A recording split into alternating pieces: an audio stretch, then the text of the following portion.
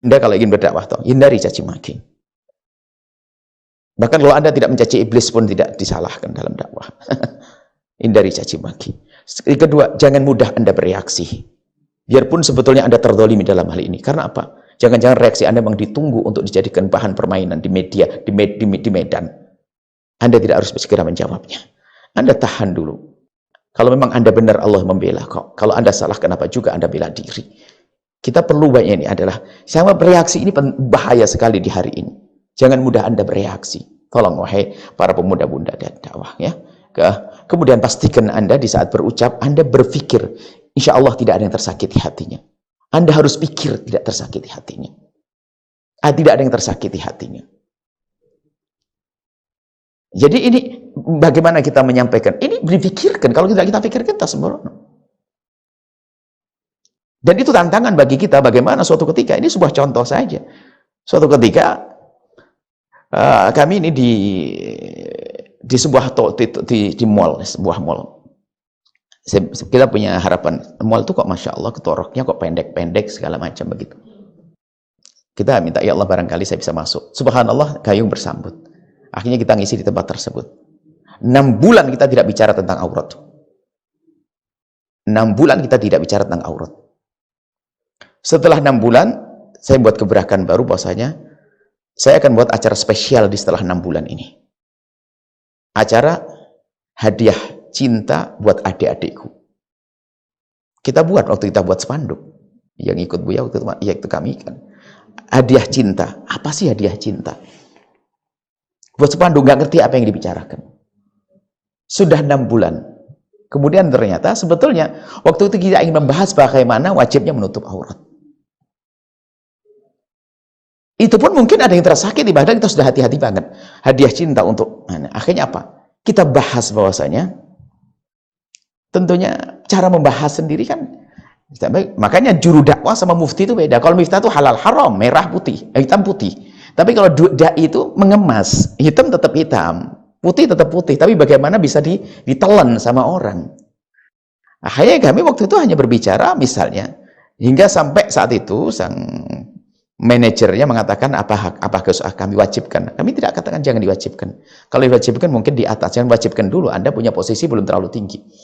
Akhirnya kami membahas waktu itu, membahas masalah hadiah cinta buat adik-adik semuanya, kemudian kami sampaikan tentang kehormatan wanita, baru kita mulai, kita hantam yang sudah pakai kerudung. Ada beberapa, 2-3 pakai kerudung. Kita tunjuk, Anda yang pakai kerudung, hati-hati. Jibril, kalau sudah pakai kerudung, hatimu harus baik. Tidak boleh merendahkan yang belum pakai kerudung. Itu kunci sebetulnya. Padahal kita ingin menghantam yang tidak pakai kerudung, sama rok pendek. Anda yang pakai kerudung, hati-hati. Anda harus jaga hati Anda. Jangan merendahkan orang yang belum pakai kerudung. Karena alangkah banyaknya orang yang belum pakai kerudung, ternyata rindu dia untuk pakai kerudung. Ingat, Anda yang sudah pakai kerudung. Dan bersyukurlah kepada Allah. Cara mensyukuri adalah Anda tidak boleh merendahkan orang yang belum pakai kerudung. Karena bisa jadi, ya, suatu ketika yang pakai kerudung menjadi orang yang sangat menutup auratnya dan dimuliakan oleh Allah. Ya, kita memulai dari sini. Maksudnya apa? Kita ingin memberi obat, diolesi dulu yang tidak pakai kerudung sebelum kita hantam begitu supaya tidak terasa sakit. Ini kan satu cara trik juga. Artinya jangan kerudung haram, nerakal mal'un, la'natullah alaihi. Guayanya begitu. Ini model apa itu ustadznya? Nyakiti hati orang. Baru setelah itu kita bahas Anda yang tidak pakai kerudung, yang belum menutup aurat. Harapan kami adalah Anda tetap mendapatkan kebahagiaan. Allah Maha Pengampun, bergegaslah menuju pengampunan Allah Subhanahu wa taala. Yang belum menikah semoga kelak mendapatkan suami yang sangat sayang, mencukupi, dan kemudian sangat rindu untuk menutup aurat. Dengan ini sebuah contoh saja. Artinya apa? Segala sesuatu harus kita pikirkan, bahkan jangan ada yang sakit. Jangan sampai yang sakit. Ini sebuah contoh buat para perindu. Kami rindu kok untuk duduk-duduk dengan para juru dakwah itu gimana kita menyeragamkan dakwah. Termasuk hindari juga untuk ini refleks, karena juru dakwah itu, ulama itu harus memberi satu reaksi. Cuman reaksi atau yang indah nggak mungkin. Karena apa yang kita sampaikan biasanya juga buah dari permasalahan di masyarakat. Bukan dari kitab saja. Jadi kita misalnya kalau dakwah di sebuah tempat, apa yang terjadi di masyarakat tersebut, kita harus baca.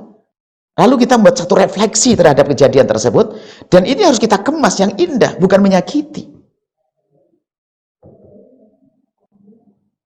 Loh, kita bahas Nyi Roro Kidul, itu harus minta maaf loh ya. Sering tanya Nyi Roro Kidul, jangan langsung, wah ini ada bus atau enggak. Bagi kaum muslimin, saya hanya ngomong gitu. Adapun bagi yang meyakini Nyi Roro Kidul selain dari saudara kaum muslimin, itu urusan Anda dan kami mohon maaf. Ditutup dengan begitu harus, kalau enggak, yang punya keyakinan akan marah dengan kita. Tapi yang orang muslim yang masih punya keyakinan aneh, perlahan akan tobat.